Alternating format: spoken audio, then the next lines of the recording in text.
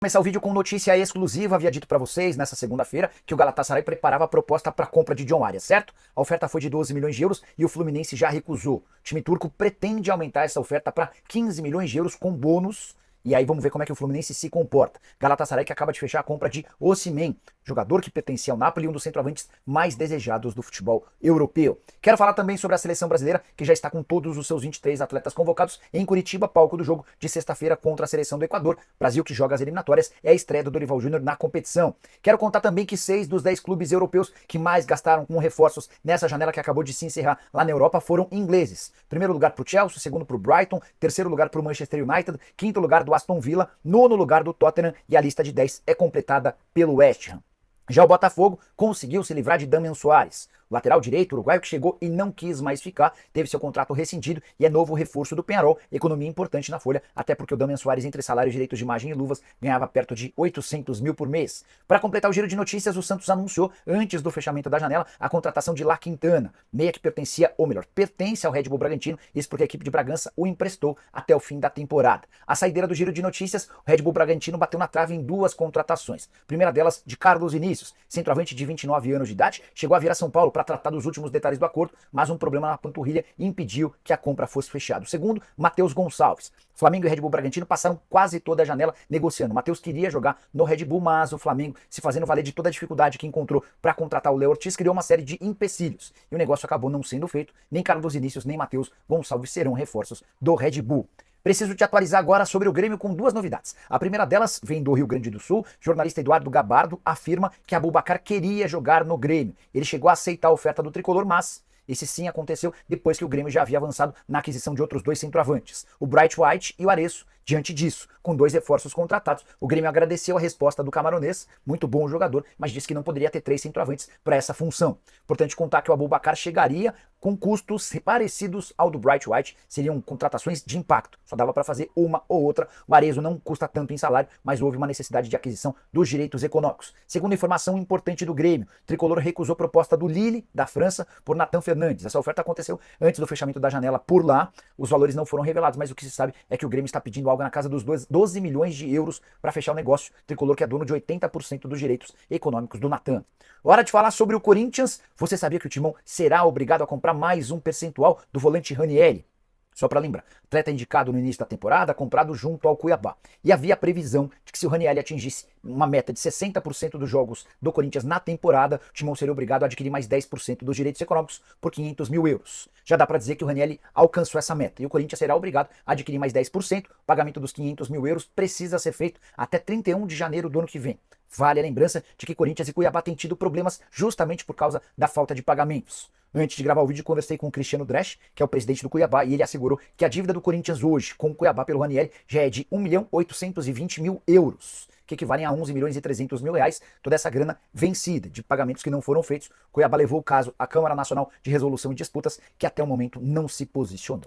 Preciso falar agora sobre o Atlético Mineiro. Quero atualizar vocês sobre alguns movimentos que quase aconteceram e ajudariam bastante na redução da folha salarial atleticana. Primeiro deles, Maurício Lemos, que esteve perto do São Paulo e do Vasco por opção do zagueiro uruguaio, não houve acordo. Atleta que ganha 400 mil por mês. Allan Kardec teve oferta do Cuiabá e também de times da Série B, entre eles o Santos. A economia seria de 500 mil reais mensais, como o Maurício Lemos, o Allan Kardec preferiu ficar no Galo, mesmo sem qualquer garantia de que será útil ao longo do segundo semestre. No começo da janela, o Eduardo Vargas quase se mudou para o Grêmio. Renato Gaúcho fez força para que essa negociação avançasse, mas a namorada do Vargas, pelo menos foi esse o boato que correu, não queria deixar Belo Horizonte, e o Vargas, assim como o Lemos e o Kardec, também decidiu ficar. Só para completar, mais recentemente, aí por opção do Atlético, o zagueiro Rômulo, de 20 anos de idade, foi pretendido pelo Estrela Amadora de Portugal. Empréstimo de uma temporada, o Atlético, mesmo com a chegada de outros reforços como Lianco e Júnior Alonso, algo que fez com que o Rômulo deixasse de ser útil. Ele quase não joga, a última partida dele aconteceu no dia 16 de julho. Inclusive ele foi rebaixado para o time sub-20, fez recentemente 3 partidas por lá. Apesar desse contexto, o Atlético entendeu que era melhor que o Rômulo continuasse aqui do que fosse emprestado para o Estrela Amadora. Você pensaria diferente? Acha que o Rômulo, que é muito bom jogador, atleta novo, poderia ganhar um pouquinho mais de experiência e moral fora para voltar ao Atlético no ano que vem? Ou você manteria o jogador? Já usa o espaço para comentário e deixa a sua opinião, beleza? Hora de falar sobre o Flamengo. Quero contar para vocês que se Eduardo Bap virar presidente do Flamengo, existe uma chance de o projeto atual para a construção do estádio rubro-negro lá no gasômetro pode ser que esse projeto não saia do papel. Quero explicar em detalhes essa história. O BAP tem dado algumas entrevistas, ele é candidato à presidência como oposição. Logo o BAP, que foi durante muitos anos o principal aliado do presidente Rodolfo Landim. Esse rompimento entre as partes se deu quando o BAP declarou que queria ser o presidente e o Landim entendeu que o BAP, na condição de homem da caneta, tomaria uma série de medidas e faria mudanças em relação ao que havia sido planejado pelo Rodolfo Landim. Diante desse cenário, o Landim optou por escolher para candidato da situação Rodrigo Dunche, que é seu atual vice-presidente jurídico. E o BAP ficou relegado a um posto de oposição, angariando uma série de apoiadores que estavam com o Rodolfo Landim.